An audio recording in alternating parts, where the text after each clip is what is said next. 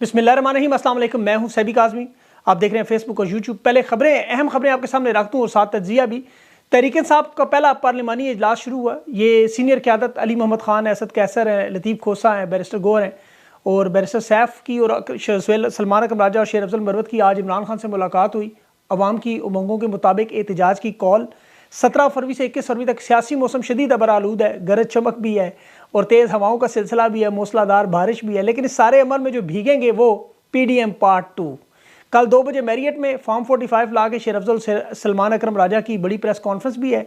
International media को दावत भी दी गई और उमर अयूब का नाम वज़ीर-ए-आज़म के तौर पर कंफर्म। मियां असलम इकबाल का नाम वज़ीर आला पंजाब और सालार खान काकड़ का बलूचिस्तान में ज़ेर गौर है अभी, क्योंकि बलूचिस्तान असम्बली में कुछ मामला है इसलिए कन्फर्म नहीं। KP असम्बली के लिए स्पीकर जो आकिब कैसर हैं, असद कैसर के भाई असद कैसर भी खान से मुलाकात करके आए और JUIF फजल रहमान ग्रुप तहरीक इंसाफ के साथ मुलाकात, बड़ा अहम मामला। चौधरी शुजात हुसैन की परवेज़ इलाही से मुलाकात हुई। अब कौन कौन सी जमातों के साथ मुलाकातें हैं, क्या लाए अमल बनने जा रहा है, हवाओं का रुख अब किस तरफ जा रहा है, ये मैं आपको बताता हूँ। अली अमीन गंडापुर का इदारों के मुतालिक बड़ा अहम बयान और इमरान खान की हिदायत पर अब KP के तमाम असम्बली मेंबरान MPAs जो है उनका इजलास भी होगा। और तहरीक इंसाफ ने 5 रिटर्निंग अफसरान जिला गुजरात में और 3 कौमी असम्बली के और 7 जो सूबाई से नशिस्तों पर फॉर्म 45 में धांधली उस पर FIR दर्ज करवा रहे हैं। बुशर बीबी की जान को ख़तरा, खाने में क्या जहर दिया जा रहा है, बड़ा अहम मामला है। पाकिस्तान की कौम को इस पर भी नज़र रखनी होगी। ये इमरान खान की अहलिया हैं, पाकिस्तान की शहरी हैं, इन पर ज़्यादती है, ये हमला है। और ये हमला जो है इमरान खान पर नहीं बल्कि मुराद सईद ने भी देखें बड़ी ट्वीट की, ये सॉरी हमला बुशर बीबी पर नहीं इमरान खान पर है।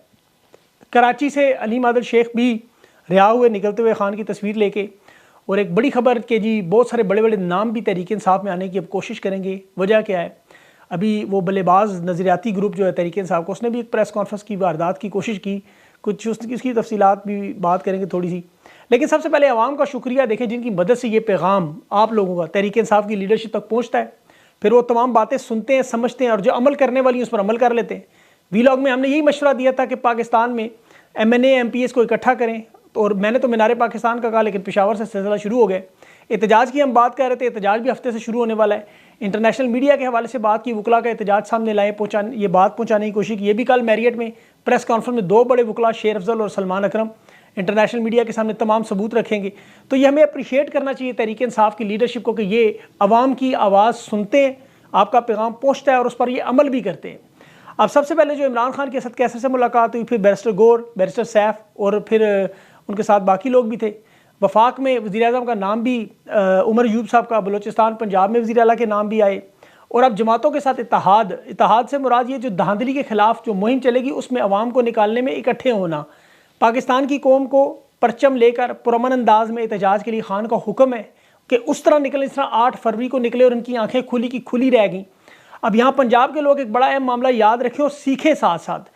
ये बड़ा अहम मामला इस वजह से कि देखें खैबर पख्तूनख्वा में 12 नशिस्तों पर, बलूचिस्तान में 11 नशिस्तें, वहाँ पर ज़्यादती हुई, छीनी गई, लोग सड़क पर बैठे रहे, उम्मीदवार घर नहीं गए। पंजाब में 160 कौमी और सूबाई नशिस्तों का मामला है।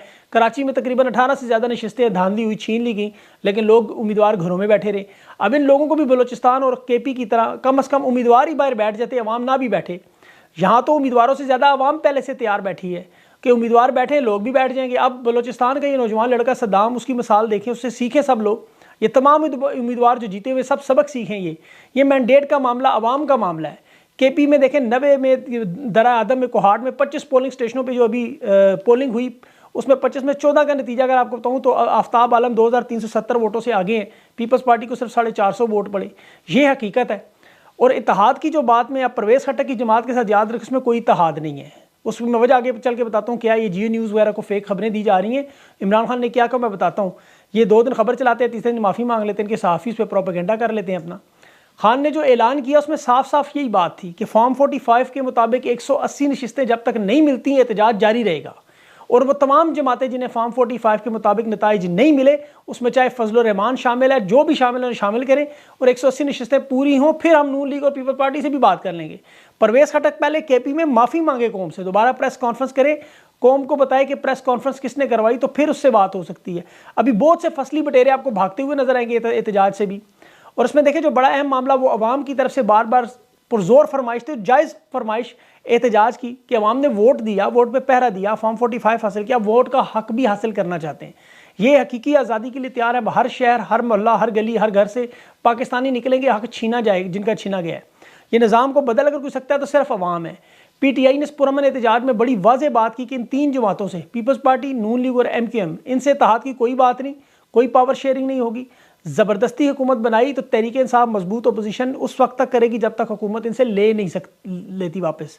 इमरान खान ने इस पर अमेरिका में भी अमेरिका पर भी बड़ी तनकीद की कि ये हर दौर में आमिरों और जाबरों और करप्ट हुक्मरानों को सपोर्ट करते हैं। उन्हें पैगाम दिया कि इलेक्शन आपने मॉनिटर किया, आप इलेक्शन से पहले इस पर बात नहीं करते थे, फिर उस पर तशवीश का इजहार, अब आज आप तफ्तीश की बात कर रहे हैं। ये इलेक्शन धांधली से मुतल्लिक कॉस्मेटिक बयान ना दे, आपके पास मौका है, आप क्योंकि जमहूरियत के चैंपियन बनते हैं, अपना असर और सूख इस्तेमाल करें, इलेक्शन की शफाफियत पर आवाज़ उठाएं, हमें हुकूमत में ना लाएं। ये बात नहीं थी खान की।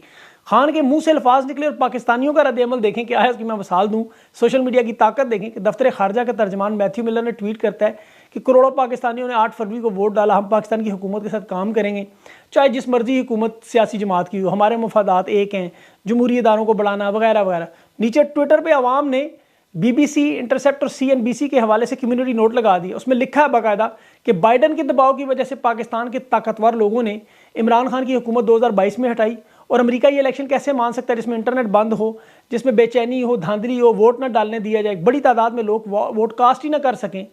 इस इलेक्शन को अमेरिका करोड़ों का इलेक्शन कैसे कह सकता है?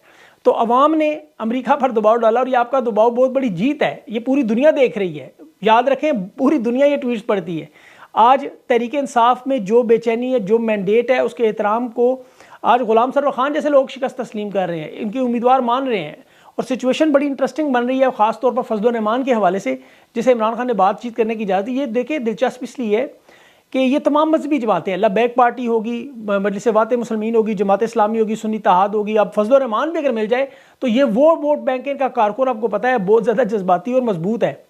तहरीक इंसाफ के कारकुनों की कुर्बानियों का तो ज़ाहिर एक नया रिकॉर्ड है, वो तो एक तसलसल ही एक बहुत बड़ा है, लेकिन ये लोग भी किसी से कम नहीं।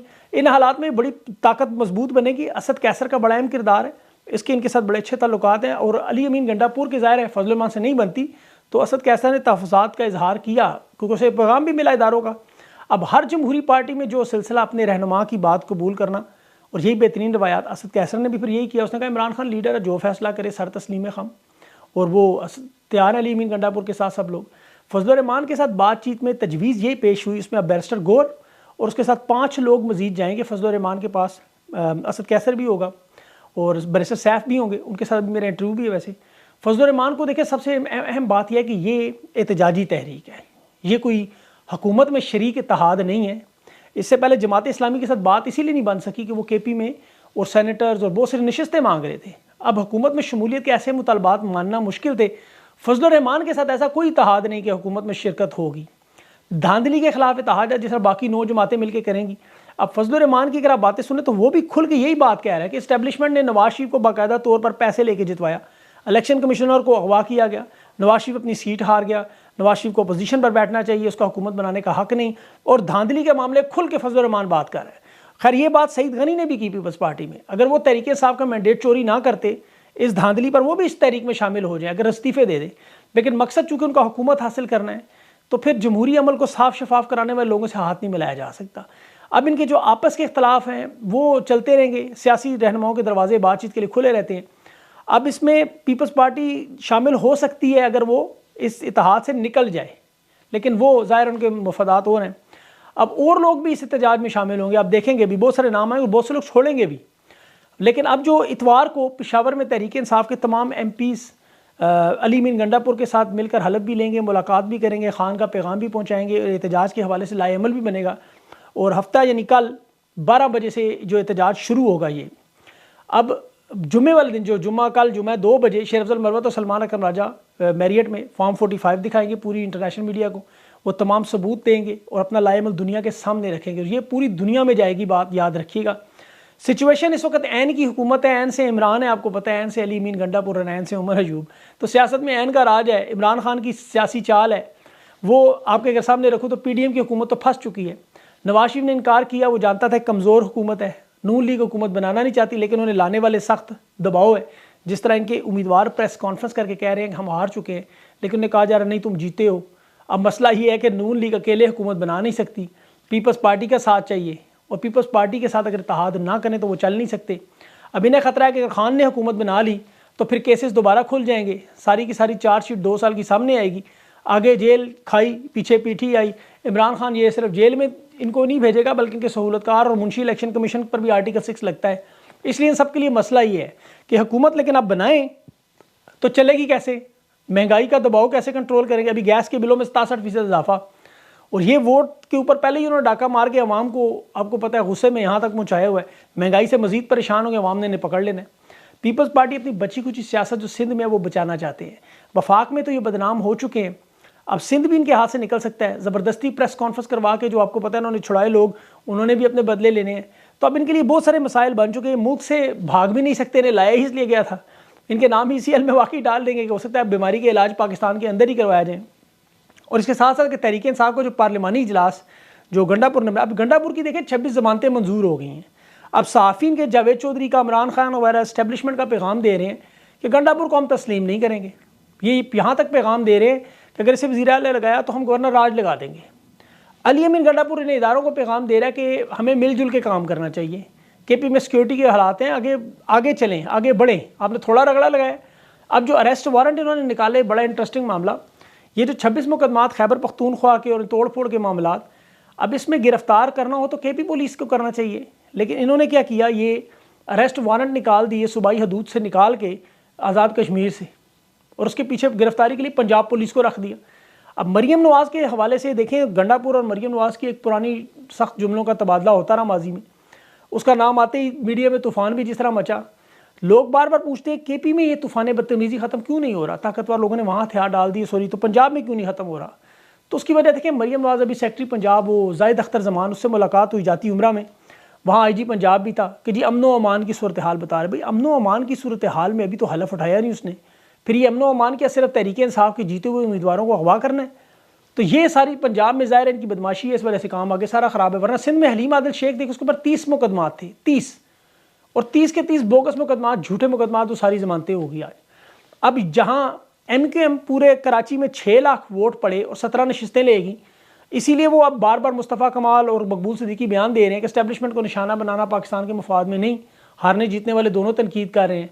और बंदा पूछे क्यों कर रहे हैं, मैंडेट का एहतराम अगर नहीं करेंगे, कौम के अरबों रुपये ज़ाया करके ऐसे इलेक्शन करवाएंगे, शब खून मारेंगे, शिकस्त दे के। अभी पंजाब में देखे वोट अभी पूरे नहीं हुए तो कैसरा लाई कि उन्होंने वोटों को आग ही लगा दी, हमला किया, घर में बंद कर दिया, और गिनती में उन्होंने बैठने नहीं देते किसी को। तो अब ये चौधरी शुजात की जो मुलाकात हुई पंजाब में भी, उसमें भी चौधरी परवेज़ इलाही को ये कायल करते रहे, इस कोशिश की कि आप मान जाएं कि किसी तरीके से मरीम नवाज़ की हमायत करें।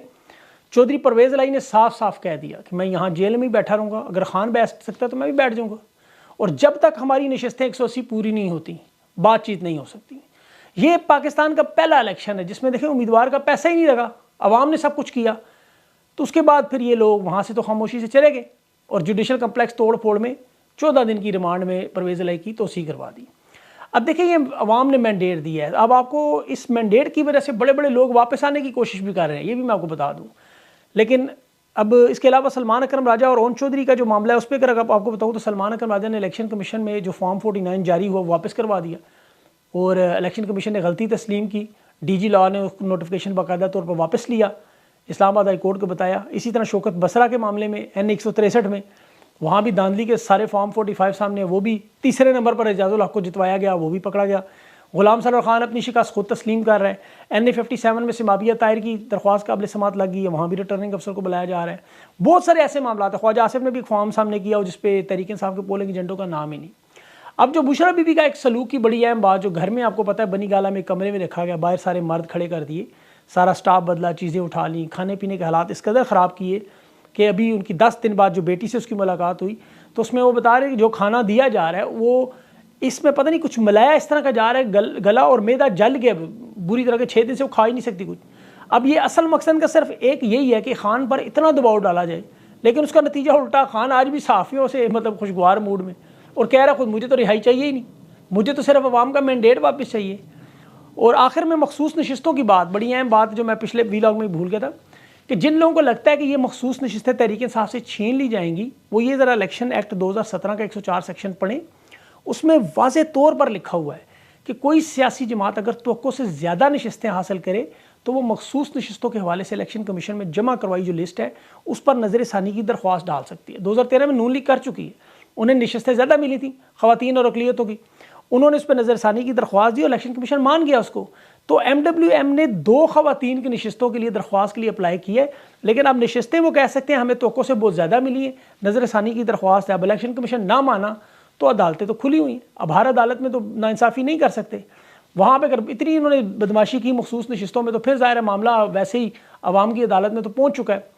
इलेक्शन कमीशन से तो सिर्फ सर्टिफिकेट हासिल करने की तरीके साफ कोशिश भी करी इंट्रा पार्टी करवा के, चूँकि 72 घंटों का वक्त है, किसी न किसी सियासी जमात में आज़ाद उम्मीदवारों को जाना है तो उन्हें हर सूरत में MWM में अब शामिल करना पड़ेगा, तो इससे उनकी पार्टी पर कोई असर नहीं पड़ेगा। याद रखें ये जमात सिर्फ और सिर्फ खान की है, इससे दुनिया की कोई ताकत नहीं ले सकती। चौधरी गुलाम हुसैन साहब भी मौजूद हैं और बैरिस्टर सैफ भी मेरे साथ मौजूद हैं, दोनों वहाँ से नज़र आ रहे हैं मुझे स्क्रीन में, तो मैं उनके साथ इंटरव्यू करता हूँ, वो आपने ज़रूर चेक करना है। अपना ख़ास ख्याल रखें, मुझे इजाज़त दें, अल्लाह हाफ़िज़।